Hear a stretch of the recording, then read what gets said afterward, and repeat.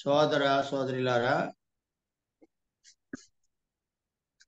ఉదయకాలం మన ధ్యానము నిమిత్తము యెహోషువ గ్రంథము 3వ అధ్యాయం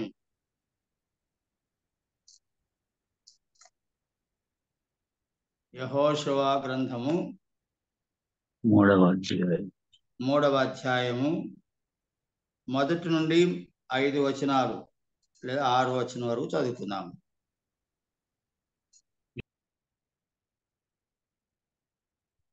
యెహోషువ వేకువను లేచినప్పుడు అతడును ఇశ్రాయేలులందరూ షిత్తీము నుండి బయలుదేరి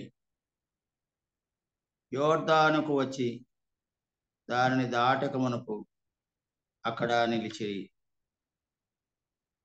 3 దినములైన తర్వాత నాయకులు పాలెములో తిరుగుచు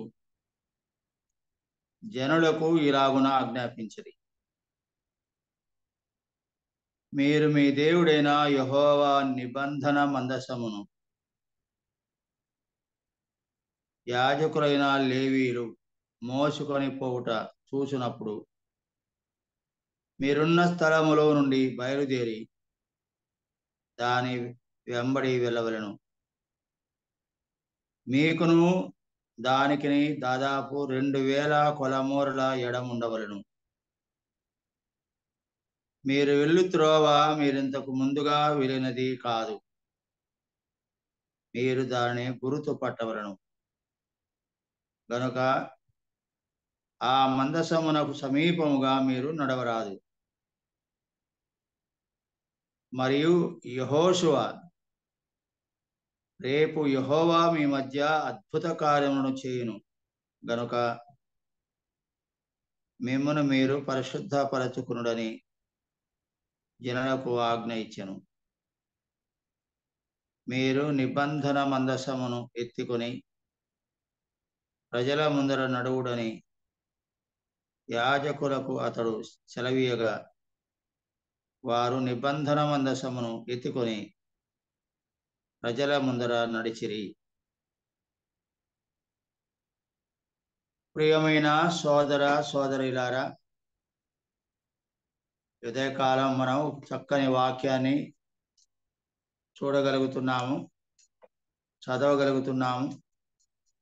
ఇందులో ఉదయకాలం దేవుని ఆత్మ సహాయమున వాక్యాన్ని మనం ధ్యానించుకుందాము.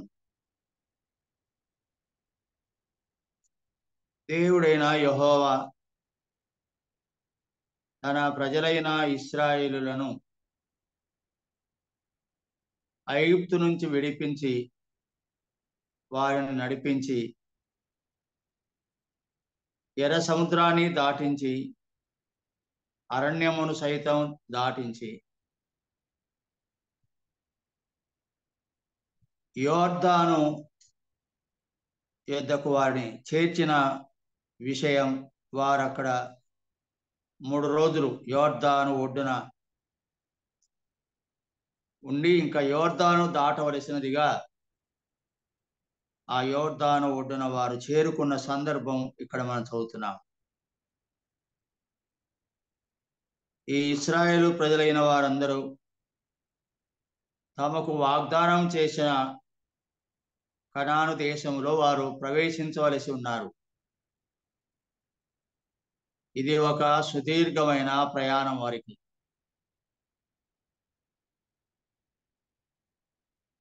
మరి యోర్దాను నదిన వారు నిల్చున్నప్పుడు ఇక వారి ముందు యోర్దాను దాటుకునుట అన్నది మరొక కష్టమైన పరిస్థితిగా ఉంది. వారు సముద్రమును దాటిన, మరి అరణ్యమంతా దాటిన, యోర్దాను నది దాటుట మరింత జటిలంగా ఉంది. కారణం, యోర్దాను నది చాలా ఉధృతంగా ప్రవహిస్తూ ఉంది. చాలా లోతుగా, చాలా విశాలముగా ఆ యొక్క యోర్దాను నది చాలా దూరముగా ప్రవహిస్తూ ఉంది. అలాంటి యోర్దాను అనే మాటకు మరణము అనే ఒక అర్థం ఉంది. దాని గుండా దాటుట అన్నది మరణాంతకమైన పరిస్థితి. యోర్దాను దాటారంటే మరణాన్ని దాటినంత ప్రయాస అని అర్థం. మరణాన్ని దాటుట అన్నది ఎంత క్లిష్టమైన విషయమో యోర్దాను దాటుట కూడా అంత క్లిష్టమైనది. అంటే వారి ముందు ఒక జటిలమైన సమస్య అనేది ఉంది. ముందు వారు అంటే యోర్దాను నది ముందు ఒడ్డున వారు నిలిచారు. 3 రోజులు అక్కడ ఉన్నారు. అక్కడ ఒక క్యాంపుగా వారు అందరూ కూడుకున్నారు. ఇక వారు ముందున్నటువంటి మరి పని యోర్దాను దాటుట. మానవ జీవితం ఇలాగే ఉంటుంది. మానవుడు కూడా ఒక ప్రయాణికుడు, ఒక యాత్రికుడు. ఒక సమస్య తీరగానే మరొక సమస్య ఎదురవుతుంది. క్రైస్తవుడు మరి విశేషముగా శ్రమ వెంట శ్రమ, శ్రమ వెంట శ్రమ కలుగుట మనం గమనించవచ్చు. ఐగుప్తు అనేది ఒక శ్రమ వారికి. వారు బహుగా మొరపెట్టిరి అని చదువుతా. తర్వాత సముద్రము అనేది మరొక సమస్య వాళ్ళకు, అది దాటుట. ఆ తర్వాత అరణ్య మార్గంలో వారు ప్రయాణం, సుదీర్ఘమైన ప్రయాణం. ఆ ప్రయాణంలో వారు ఆకలి, బాధ, దాహము, సనుగులు, సంశయాలు ఇవన్నీ కూడా దారి వెంట కొనసాగుతూనే ఉన్నాయి. ఆ తర్వాత యోర్దాను నది ఒడ్డుకు రావడం జరిగింది. ఇక యోర్దాను దాటుట మరింత జటిలంగా ఉంది. ఆ సమయాన్ని మన సందర్భం కొరకు ఈ మాట చెప్తూ ధ్యానం చేస్తున్నాం. ఆ యొక్క ఇశ్రాయేలు ప్రజల యొక్క ఆ క్యాంపులో యోర్దాను ఒడ్డున 3 దినములు అయిన తర్వాత ఆ యొక్క ఇశ్రాయేలు ప్రజల యొక్క నాయకులైన వారు ఆ క్యాంప్ అంతటిలో ఒక ప్రకటన చేశారు. 3వ వచనం, మీరు మీ దేవుడైన యెహోవా నిబంధన మందసమును యాజకులను లేవీయులు మోసుకొని పోవుట చూసినప్పుడు. వారితో కూడా నిబంధన మందసము అన్నది ఉంది. ఈ నిబంధన మందసం అనేది క్రీస్తు యేసునకు ఒక ముందు గుర్తుగా ఉంది. వారిని నిబంధన మందసం మీరు చేసుకోండి అని ప్రభువు వారికి ఆజ్ఞాపించాడు. దాన్ని మీరు మోసుకొని వెళ్ళాలి అని ఆజ్ఞాపించాడు. మనం ఈ సంగతులు నిర్గమకాండంలో చూడగలం. నిర్గమకాండంలో దేవుడైన యెహోవా ఇశ్రాయేలు ప్రజలతో మాట్లాడి ఈ మాట, మీరు నిబంధన నా కొరకు పరిశుద్ధ స్థలమును మీరు చేసుకోండి అనే మాట, పరిశుద్ధ స్థలమును నిర్మించండి అనే మాట. అందులో నిబంధన మందసము అన్నదాన్ని మీరు తయారు చేసుకోవాలి అన్నమాట. ఎలా చేసుకోవాలో చెప్పడం. ఆ చొప్పున వారు నిబంధన మందసం చేసుకున్నారు. వారు పోయిన చోటనెల్లా వాళ్ళు ఒక స్థలం నుండి మరో స్థలానికి వారు వెళ్ళిన ప్రతి చోటకు ఆ యొక్క నిబంధన మందసాన్ని మోసుకొని పోవాలి. అది ఈరోజు మన క్రీస్తు ప్రభువుకు సూచన, ముందు సూచన. మనకు కూడా అది ఒక పాఠం. మన జీవిత యాత్రలో క్రీస్తు ప్రభువును మనం తీసుకుని వెళ్ళాల్సిన అనుకున్నాం. ఎక్కడికి మనం వెళ్ళినా కూడా ఆయన మనతో ఉండవలసి ఉంది. ఆయన మనతో రావలసి ఉంది. మనం ఆయన తీసుకుని మోసుకొని పోవలసిన వారిగా ఉన్నాం.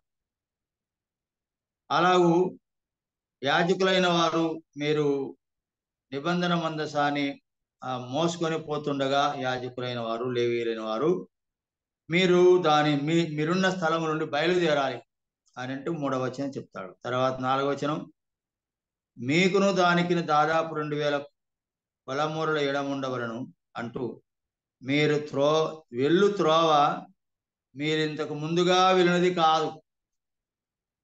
ఇంతవరకు మీరు ఐగుప్తు నుండి వచ్చినారే, ఆ త్రోవ వేరు, ఇప్పుడు మీరు వెళ్ళవలసిన త్రోవ వేరు. మాట గమనించండి. మీరు వెళ్ళు త్రోవ మీరు ఇంతకు ముందు వెళ్ళినది కాదు, డిఫరెంట్. ముందు వెళ్ళిన త్రోవ లాంటిది కాదు. ఇక ముందు వెళ్ళవలసిన త్రోవ అది క్రొత్తది, అది వేరైనది. ముందు త్రోవ కంటే, దారి కంటే ఈ త్రోవ డిఫరెంట్ వన్. కనుక మీరు దాన్ని జాగ్రత్తగా గమనించాలి అన్నారు. వాస్తవం ప్రియులారా, క్రీస్తు యేసును మనం ఎరగక మునుపు మన జీవిత త్రోవ, జీవిత విధానం, క్రీస్తును ఎరిగి క్రీస్తును మోసుకొని పోతున్నటువంటి ఇప్పటి కాలము క్రీస్తును కలిగిన వారమై, క్రీస్తును గుండెల్లో పెట్టుకొని, హృదయంలో ఉంచుకొని మన ఇక మీద జీవించబోయే జీవితం మునుపటి లాంటిది కాదు అని మాట. మీరింతకు ముందు వెళ్ళిన ఏమన్నాడు? మీరు వెళ్ళు త్రోవ, ప్రస్తుతం మీరు వెళ్ళు త్రోవ మీరింతకు మునుపు వెళ్ళిన త్రోవ లాంటిది కాదు. పూర్వపు త్రోవ, ఇప్పటి త్రోవ, పాత జీవితంలో ఉండే త్రోవ, ఇప్పుడు జీవితంలో. అలా అయితే దేవుని వాక్యాన్ని మనం అనేక సార్లు చెప్పుకుంటున్న మాట. కాగా క్రీస్తు యేసునందున ఎడల ఎవడైనా పాతవి గతించను, ఇదిగో సమస్తము క్రొత్తవాయె. పాతది క్రొత్తది. పాత త్రోవ లాంటిది కాదు కొత్త త్రోవ. It is entirely different. Entirely different. మీరు ఇంత మునుపు వెళ్ళిన త్రోవ వేరు, ఇప్పుడు మీరు వెళ్ళే త్రోవ వేరు.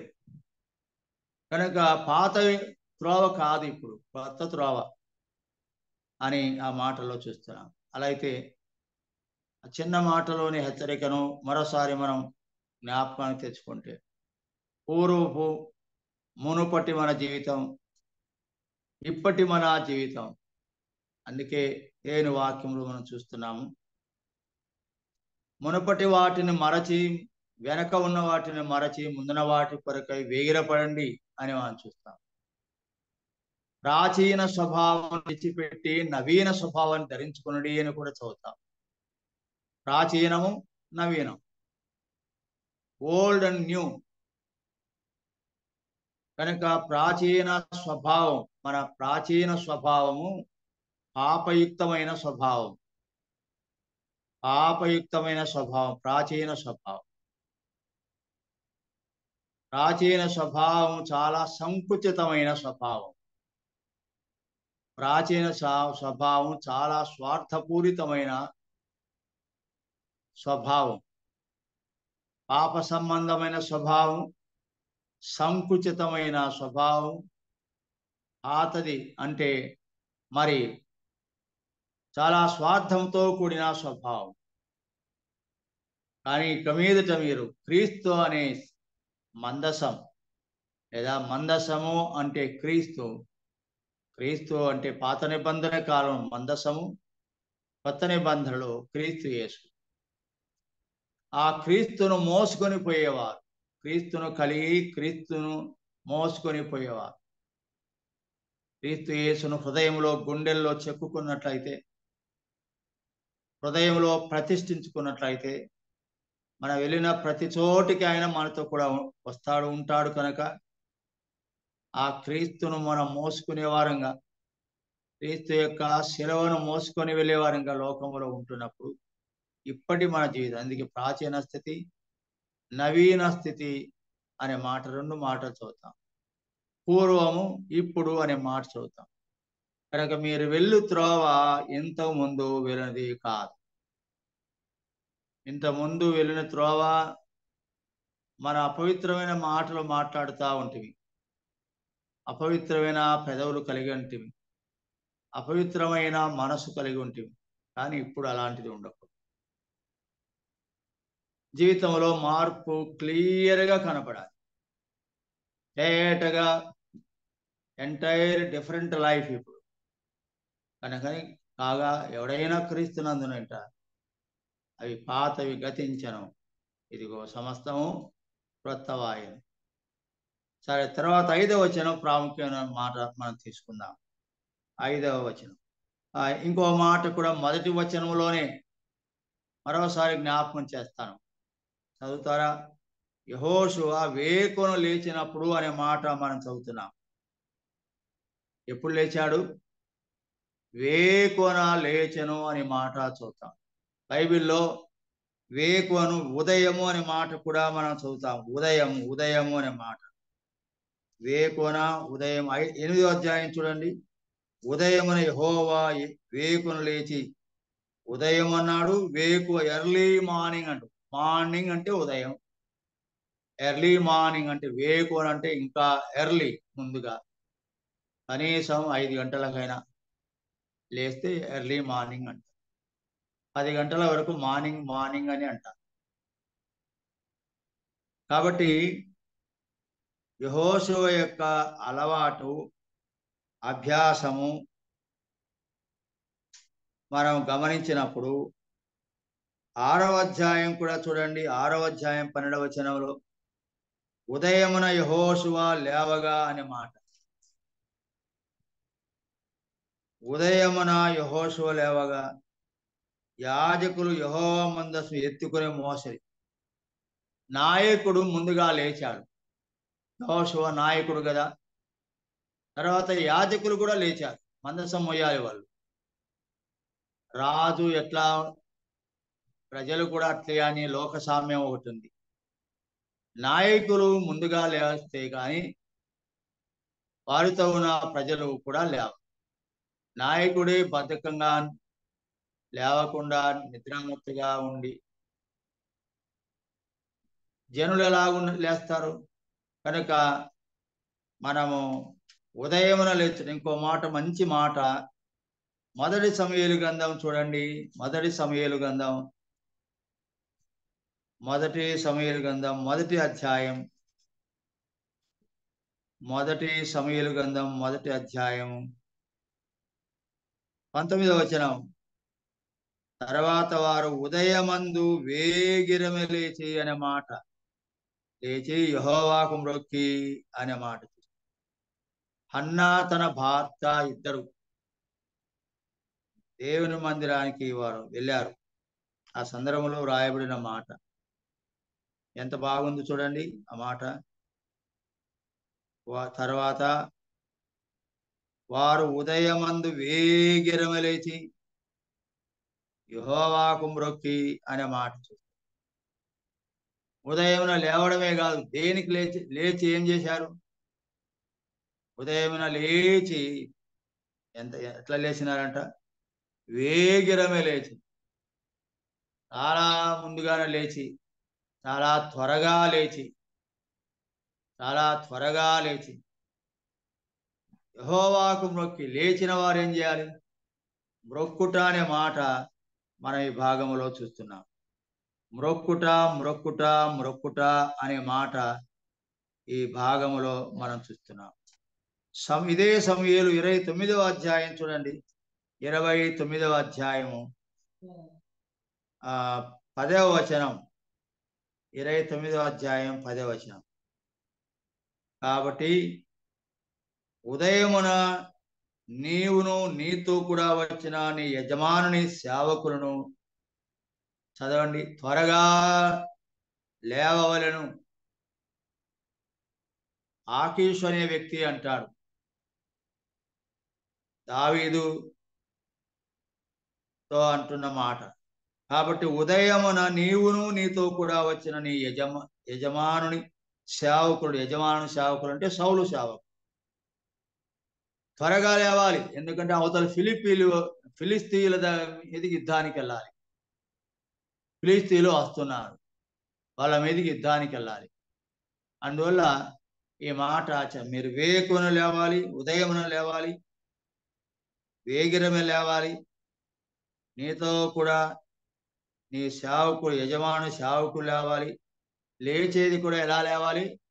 త్వరగా లేవాలి, నిదానంగా. ఇప్పుడు చూడండి, జూమ్ యాప్లో ఆరంభించే సమయానికి ఏదో 20 మంది జాయిన్ అయినారు.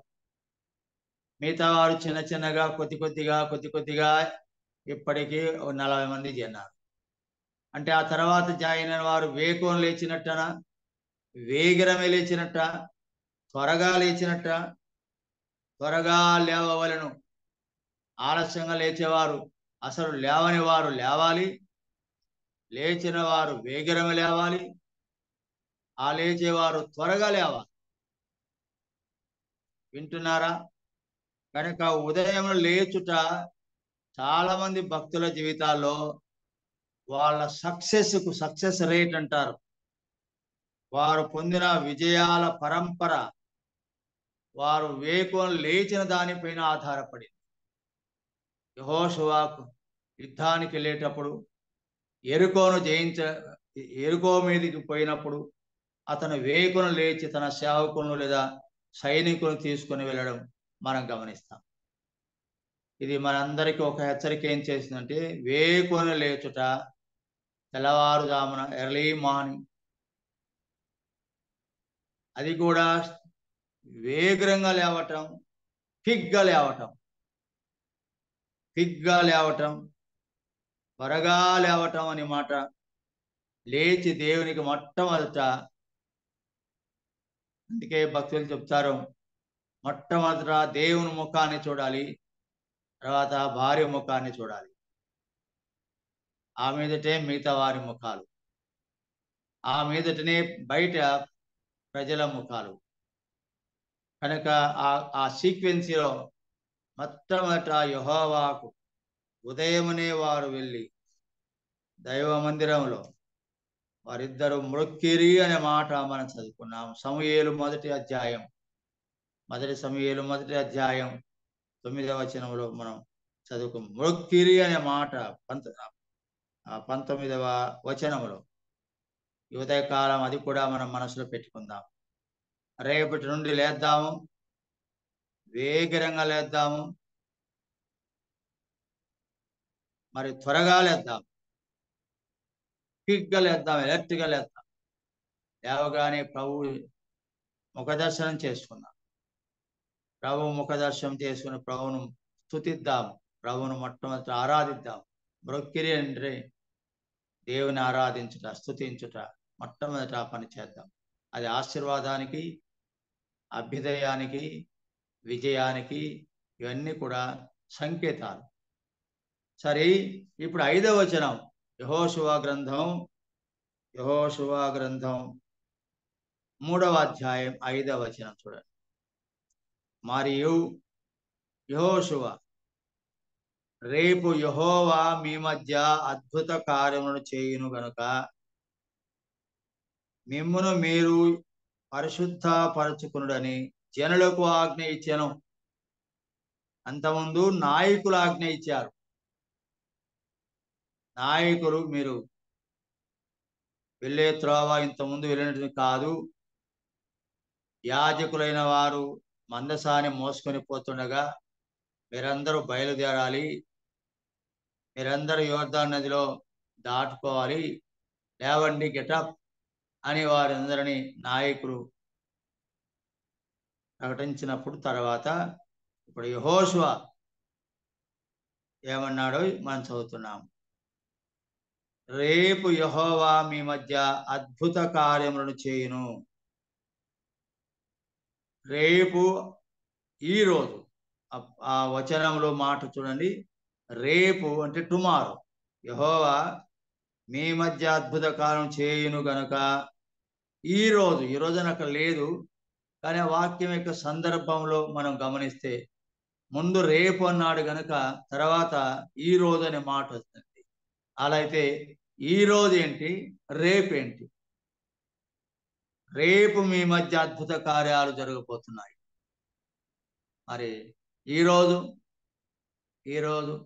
రేపటికి ముందు వచ్చేది ఈరోజు, రేపటికి ముందు వచ్చేది ఏంటి? ఈరోజు, టుడే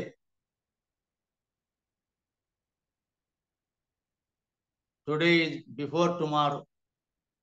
అయితే ఈ రోజు నువ్వు చేసేదాన్ని బట్టి రేపు నీకు జరుగుతుంది. ఈ రోజు నువ్వు చేసేదానిని బట్టి, నడిచేదాన్ని బట్టి రేపు నీకు సంభవించేటువంటిది ఏంటో ఇక్కడ జ్ఞాపకం చేస్తున్నాడు. రేపు మీ మధ్య అద్భుత కార్యములు చేస్తాడు. కానీ ఈ రోజు నువ్వు చేయవలసింది చాలా ఉంది. ఈ రోజు నువ్వేం చేయాలి? ఆ మాట మనం చూచినప్పుడు మిమ్మును మీరు పరిశుద్ధ పరచుకునుడి అని చూస్తున్నాం. ప్రియులారా, గమనించారా?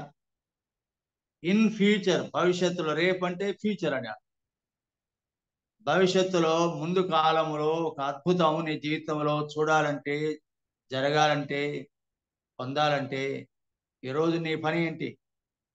ఈరోజు నీ డ్యూటీ ఏంటి? ఈరోజు నీ కర్తవ్యం ఏంటి? ఈరోజు నీ రెస్పాన్సిబిలిటీ ఏంటి? ఈరోజు నీ కమిట్మెంట్ ఏంటి? ఈరోజు నీ సాక్రిఫైస్ ఏంటి? రేపు నువ్వు అద్భుతమైన ఫలితాలు, వండర్ఫుల్, అందుకే కాన్సెక్రేట్ యువర్సెల్వ్స్ ఫర్ టుమారోస్ వండర్స్ అని అంటాడు. రేపటి అద్భుతాల కొరకు ఈరోజు నువ్వు చేయవలసిన పని ఒకటి ఉంది. ఈరోజు నువ్వు చేయగలిగింది చేస్తే రేపు నువ్వు వండర్స్, అద్భుతాలు చూస్తావు. అద్భుతాలకు ముందు ఈరోజు మనం చేయవలసిన పని ఏంటి?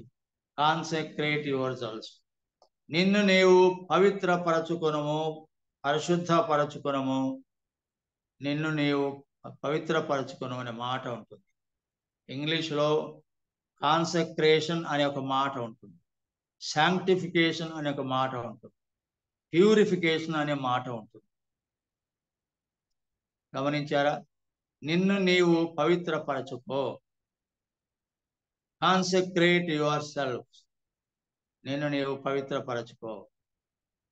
పవిత్రపరచుకో అనే మాట కాన్సెక్రేషన్ అన్నా శాంక్టిఫికేషన్ అన్నా రెండో ఒకటే మాటలు. ఇంగ్లీష్లో వేరే వేరే వర్డ్స్ ఉన్నాయి. ప్రతిష్ఠించుకునుట అనే మాట కూడా ఉంటుంది. యేసు ప్రభువారు యోహాను సువార్త 17వ అధ్యాయములో ఒక సుదీర్ఘమైన prayer, long prayer of Jesus, Yesu Kristu ప్రభు యొక్క దీర్ఘ ప్రార్థన. ప్రతిసారి దీర్ఘ ప్రార్థన కాదు, కానీ ఆ సందర్భంలో ఆయన ఇక గెత్సెమనే తోటకు వెళ్తూ మేడగదిలో ఉంటున్నప్పుడు ఆ గెత్సెమనే తోటలో వెళ్ళి మూలిగి ఇంకా మెలకువక ప్రార్థన చేస్తున్నాడు. ఆ ప్రార్థనకు ముందుగా ఈ దీర్ఘ ప్రార్థన మనకు కనబడుతుంది. ఆ ప్రార్థనలో ఒక అంశం, ప్రార్థన అంశం, ప్రభువా వీరిని ప్రతిష్ఠించుము, శాంక్టిఫై దెమ్ అని ఒక మనవి చేస్తారు. ప్రతిష్ఠించుట అనే మాట అక్కడ వాడకు, పరిశుద్ధ పరచబడుట అని ఇక్కడ కనబడుతుంది. చాలా చోట్ల ఈ మాటలు మనకు కనబడు. అలా అయితే గమనించండి, లేవియా కాండంలోనే 11వ అధ్యాయంలో ఈ మాటలు కనబడతాయి. ప్రతిష్ఠించుట, పవిత్రపరచుట, పరిశుద్ధపరచుట అనే మాటలు. ఇందులో 3 భావాలు, 3 అర్థాలుగా మనం తీసుకోవాలి. పవిత్రపరచుట అన్న, ప్రతిష్ఠించబడుట అన్న 3 భావాలను మనం స్పష్టంగా, వివరంగా అర్థం చేసుకోవాలి. ఏమంటాడో మరోసారి చదవండి. రేపు యెహోవా మీ మధ్య అద్భుత కార్యమును చేయును గనక ఈరోజు మిమ్మల్ని మీరు పరిశుద్ధపరచుకోండి. ఎప్పుడు కూడా మన ఈ మాట మనసులో పెట్టుకుందాం. ఏదైనా ఒక అద్భుతాన్ని మనం ఆశించేటప్పుడు ముందు ఒక రోజు పరీక్షించుకోవాలి. ఏం చెప్తున్నాడు? మిమ్మల్ని మీరు పరిశుద్ధపరచుకోండి, మిమ్మల్ని మీరు పవిత్రపరచుకోండి, మిమ్మల్ని మీరు ప్రతిష్ఠించుకోండి అనే మాట.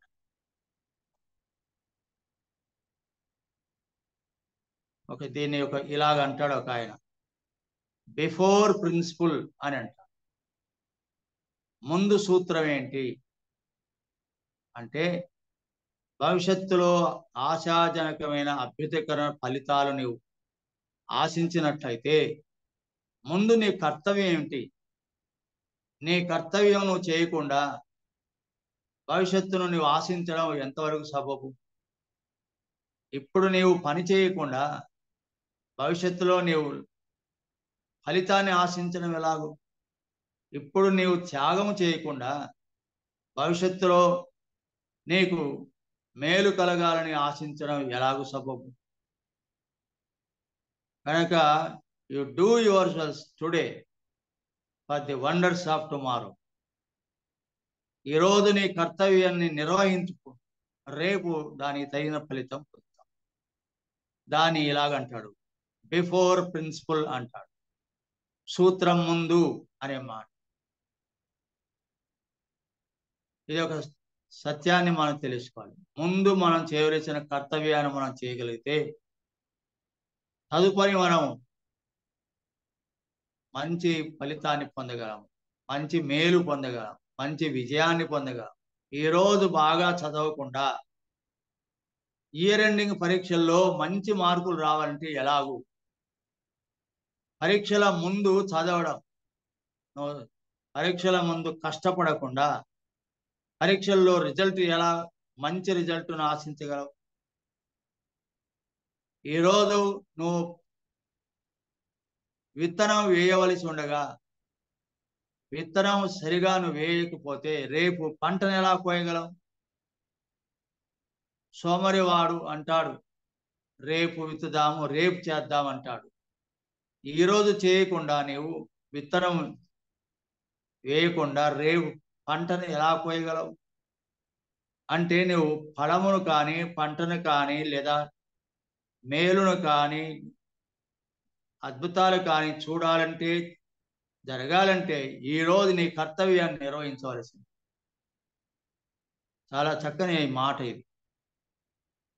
ఈరోజు నిన్ను నువ్వు పవిత్రపరచుకోకపోతే రేపు నీవు మంచి ఫలితాన్ని ఎలా కోయగలవు, పొందగలవు అని అర్థం. కాబట్టి మాట మనం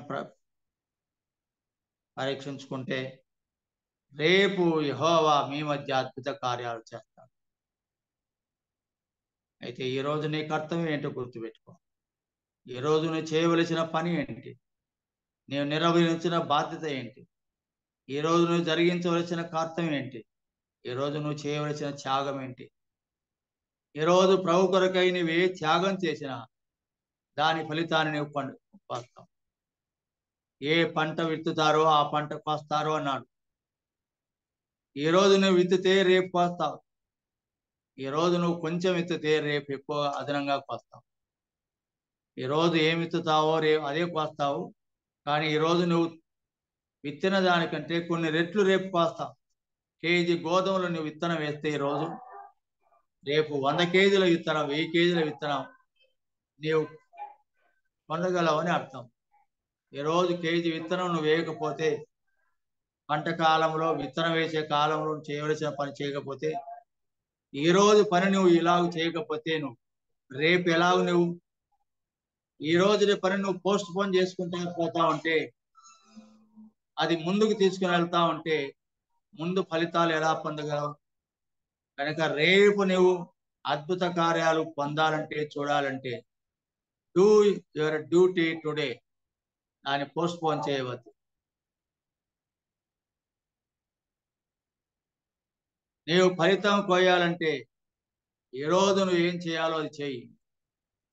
దేవునికి ఈరోజు ఇవ్వమంటే ఇమ్ము. ఈరోజు దాని ప్రతిఫలం అందుకే అన్నాడు, నా నామమును చూపున ప్రేమను మరచుటకు దేవుడు అన్యాయస్తుడు కాదు. ఈరోజు ప్రభువును ప్రేమించి సేవించు, రేపు దాని ఫలితాన్ని నువ్వు పొందగలవు. ఈరోజు ప్రభువుకి ఇవ్వవలసింది ఇమ్ము, రేపు దాని ఫలితం 100 రెట్లు పొందుతావు. దేవుని పేరుతో మనం ఏదైనా ప్రభువుకి ఇచ్చే విషయంలో కానుకను,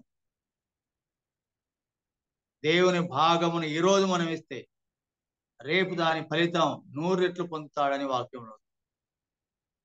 ఈరోజు ఇమ్ము ఔదార్యం కలిగి దేవుని, రేపు నీకు కావలసింది దేవుడు ఇస్తాడు, అద్భుతం చేస్తాడు. కాబట్టి ఈరోజు నీవు చేయవలసిన కర్తవ్యాన్ని నువ్వు చేస్తే రేపు దేవుడు నీ పట్ల అద్భుతాలు కురిపిస్తాడు. ఎంత మంచి మాట ఇది. ముందు నువ్వు చేయవలసిన సూత్రాన్ని నువ్వు సరిగ్గా అర్థం చేసుకొని అలాగూ చేయగలిగితే రేపు నీవు అద్భుతాలు చూస్తావు అనే సంగతి ఇందులో మనం చూస్తున్నాం.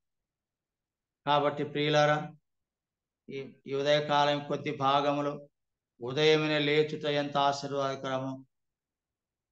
వేగరమే లేచుట, వేకువన లేచుట, ఎర్లీగా ఎర్లీగా లేయడం. ఎర్లీగా లేవడం, 6 గంటలకు లేచినా లేవడమే ఉదయం అంటారు. ఉదయం లేవడం 6 గంటలు, 7 గంటలకు లేచినా ఉదయం ఉదయం అంటారు. 8, 9 వరకు లేచినా మనం టైం రాసేటప్పుడు 9 AM అంటాం. 12 గంటల వరకు ఏఎం ఏఎం ఏఎం అని రాస్తాం. Early morning AM. పిఎం అంటాం 12 గంటల తర్వాత వేస్తే టైం పిఎం అంటాం. ఇప్పుడు 12 గంటల లోపు ఎప్పుడు లేచినా ఉదయమే కదా అంటే కాదు కదా, కాదు. ఎర్లీ మార్నింగ్, అందుకే మార్నింగ్, ఎర్లీ మార్నింగ్, వేకువజామున, వేకువజామున, ఎర్లీ మార్నింగ్. ఈ మాటలను బట్టి మనం ఉదయకాల కుటుంబ ప్రార్థన, పేతేలు సావాసంలోనైనా మనం ముఖ్యంగా యవనస్తులైన వారు, యువకులైన వారు విషయంలో కొంతమంది యువకులను చూస్తే, యవనస్తులను చూస్తే చాలా దుఃఖం వేస్తుంది, చాలా బాధ కలుగుతుంది, చాలా వారి మీద కోపం కూడా వస్తుంది. వారిని చూస్తే అసలు అంత కోపం వస్తుంది. వారిని ఏమంటారు? సోమరులు అంటారు, నిద్రామత్తు గలవారు అంటారు. వారిని ఇంకో రకంగా చూస్తే దరిద్రులు అంటారు. ఎందుకంటే వాక్యములు ఇలాగుంది, నిద్రామత్తు దరిద్రతను కలగచేయను అన్న. నిద్రాసక్తి దారిద్రానికి దారి తీస్తుంది. అది ఒక దరిద్రం, ఇంటికి పట్టిన దరిద్రం, కుటుంబానికి పట్టిన దరిద్రం. దరిద్రం అంటే దరిద్రం. ఎవరు? ఇంటిలో పడక మీద పడి పొర్లాడే వాళ్ళు, పిల్లలు 9 గంటల వరకు. కొన్నిసార్లు డ్యూటీలు అంటే రాత్రి డ్యూటీ ఉండే వాళ్ళు ఉంటారు, నైట్ డ్యూటీ ఉండేవాళ్ళు, పగలు వారికి నిద్ర టైం. కానీ ఎంతైనా మొత్తానికి వర్కింగ్ అవర్స్ 8 గంటల పని చేయమని వర్క్ ప్రిన్సిపల్ అంటారు. 8 గంటల కంటే ఎక్కువగా పని చేయకూడదు. పని చేస్తే అది నేరం అవుతుంది. వర్క్ ప్రిన్సిపల్, వర్క్ రూల్ ఏంటంటే 8 గంటల పని చేయాలి ఎప్పుడైనా. దానికంటే మించిగా ఎవరైనా పని చేయిస్తే అది పనిషబుల్, అది శిక్షార్హం. ఫ్యాక్టరీల్లో కార్మికులు పని చేసేటప్పుడు 10 గంటలు అంటారు, వర్కింగ్ అవర్స్ అని అంటారు. ప్రభుత్వ నిబంధనల మేరకు కార్మిక చట్ట ప్రకారము 8 గంటల పని మాత్రమే చేయాలి. 8 గంటల పని మాత్రమే చేయించాలి. ఇది కూడా మనం గమనించాలి. మనం ఎప్పుడైనా లేబర్ని ఎంగేజ్ చేసినప్పుడు పనివారితో పని చేయించేటువంటి యజమానులైన మనం కూడా ఇది గుర్తుపెట్టుకోవాలి. ఒక కార్మికుని, పనివాడిని 8 గంటల కంటే మించి పని చేయించకూడదు, నేరం, అపరాధం. అది వాడు, ఆ పనివాడు, పేదవాడు పనివాడు ఎంతో శరీరాన్ని కష్టపెట్టాలి. శరీరం 8 గంటల కంటే ఎక్కువగా పని అది భరించలేదు, చేయలేదు, ఎగ్జాస్ట్ అయిపోతాడు, అలసిపోతాడు. అంతకంటే ఎక్కువ పని చేస్తే వారి ఆరోగ్యం దెబ్బతింటుంది, వాడు కుటుంబంతో గడిపే సమయం తగ్గిపోతుంది, కుటుంబ జీవితం వాడు అనుభవించలేడు. కాబట్టి చాలా మంది కార్మికులైన వారంటే పనివారు, శారీరక కష్టం చేసేవారు ఎక్కువ గంటలు పని చేస్తే శరీరం బాగా అలసిపోయి నొప్పులతో ఉంటుంది కనుక అది కనబడకుండా ఉండేటట్టుగా మత్తు పదార్థం తీసుకొని త్రాగడానికి అలవాటు పడతారు. వారి జీవితాలు పాడైపోతాయి. త్రాగడానికే సరిపోతుంది, కుటుంబ పోషణ మీద వారికి వీలు కాదు. కనుక రెండు వైపులా గమనించాలి. మనం ఎప్పుడు కూడా మనం ఎవరికైతే పని చేయిస్తున్నామో 8 గంటల కంటే ఎక్కువగా పని చేయించకూడదు. మనం వాడు చేస్తాడన్నా కూడా చేయకూడదు. ఏదైనా అర్జెంటో అత్యవసరమో తప్పనిసరి అయితే ఎక్స్ట్రా చేయించే గంటలకు కూడా మనం పే చేయాలి.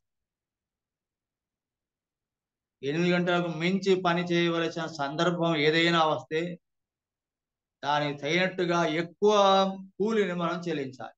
లేకపోతే కూలి మొరపెడుతుంది. ఈరోజు మనం ఎక్కువ పని చేయించి తక్కువ వానికి కూలి ఇస్తే కాలం గడపవచ్చు మనం. అదే కూలి మొరపెడుతుంది ఒకరోజు. అదే కూలి మొరపెడుతుంది ఒకరోజు. దేవుని దగ్గర తీర్పు ఉంటుంది దాన్ని బట్టి. కూలి మొరపెడుతుంది అన్నాడు. కాబట్టి వేకున లేచుట అవసరం, త్వరగా లేవటం అవసరం, ఎర్లీగా లేవటం మంచిది. అది విజయానికి ఒక సంకేతం, విజయానికి ఒక సూచన. దాని ద్వారా అనేక ఫలాలు ఉంటాయి. ఆరోగ్యం, ఎనర్జీ పెరుగుతుంది. ఎర్లీ మార్నింగ్లో లేస్తే అది దేవుని సమయము అని అంటారు. హైందవులు కూడా మాట నమ్ముతారు. అది ఆ సమయంలో లేస్తే వారికి ఆరోగ్యం ఉంటుంది, ఎక్స్ట్రా ఎనర్జీ వస్తుంది దేహానికి. ఎక్స్ట్రా ఎనర్జీ బాగా శరీరం తన పోషకాలన్నిటిని సమకూర్చుకుంటుంది, శక్తిని ఉపయోగించుకుంటుంది. కాబట్టి బైబిల్ చరిత్ర మనకు చెప్తుంది, వేకున లేచుట, ప్రభువుకు మ్రొక్కుట, వేగరమే లేచుట, త్వరగా లేచుట, అలాగ మనం చేయడం దైవికమైన అభ్యాసంగా మనం పెట్టుకుందాం. ఈ యొక్క ఉదయకాల జూమ్ మీటింగ్ మనకు దానికి తోడ్పడుతుందని భావిద్దాము. మీరు వెళ్ళు త్రోవ ఇంత ముందు వెళ్ళినది కాదు. మన క్రైస్తవ విశ్వాస జీవితం ప్రభుని ఎరగక ముందు ఉన్న జీవితం రోజు 2 డిఫరెంట్ వేస్. ఆ జీవితం లాంటిది ఈ జీవితం కాదు. అది ప్రాచీనమైంది. మన వెళ్ళ మార్గం క్రొత్త మార్గం, నూతన మార్గం, మరి క్రొత్త త్రోవ. అది నవీన స్వభావం ధరించుకుంటాడు. తర్వాత రేపు దేవుడు అద్భుతాలు చేయాలంటే ఈరోజు మన బాధ్యత ఏంటి, ఈరోజు మన కర్తవ్యం ఏంటి, ఈరోజు మనం చేయవలసింది ఏంటి? మిమ్మల్ని మీరు ప్రతిష్ఠించుకోండి. అందులో 3 అర్థాలు చెప్పాను. ఒకటి కడుక్కొనుట, క్లెన్సింగ్ అని అంటారు. కడుగుకొను, శుద్ధి చేసుకొను.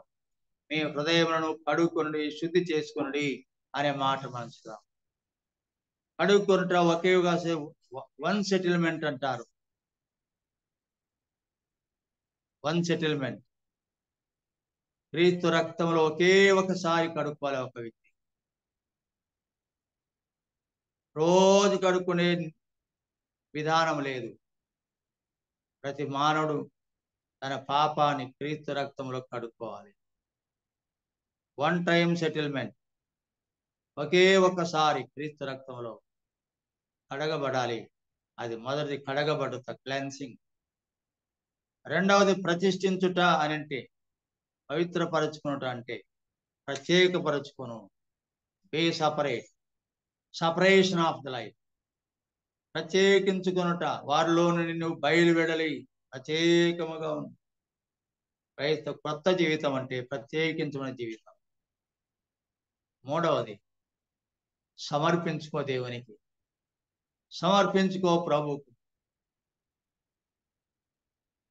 Submit your self to God. దేవునికి సమర్పించుకో, లోబడు. ప్రియులారా, నిన్ను నీవు ప్రతిష్ఠించుకో అంటే అర్థం, ఒకటి నిన్ను నువ్వు కడుక్కో, శుద్ధి చేసుకో. రెండవది నిన్ను నువ్వు ప్రత్యేకపరచుకో. మూడవదిగా నిన్ను నీవు దేవునికి అర్పించుకో, అర్పించుకో. అలా చేస్తే భవిష్యత్తులో నీవు గొప్ప విజయాలు పొందుతావు అని దాని భావం. ప్రభు ఈ మాటలను దీవించును గాక.